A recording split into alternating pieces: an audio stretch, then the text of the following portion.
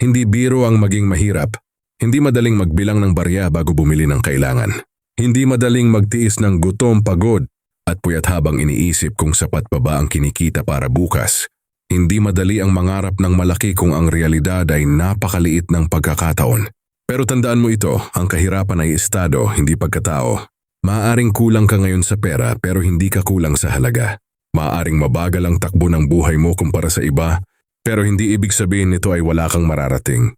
Ang mga taong lumaking kapos, sila ang madalas may pinakamalalim na dahilan para magsumikap. Dahil alam nila ang hirap kaya mas pinapahalagahan nila ang bawat biyaya. Hindi biro ang maging mahirap pero mas kahanga-hanga ang taong pinipiling maging matatag sa kabila nito. Yung kahit pagod na, bumabangon pa rin. Kahit ilang beses na dapa, pinipilit pa ring tumayo. Kahit walang kasiguraduhan, patuloy pa ring lumalaban. Balang araw, lilingon ka sa panahong ito at masasabi mo sa sarili mo, kinaya ko.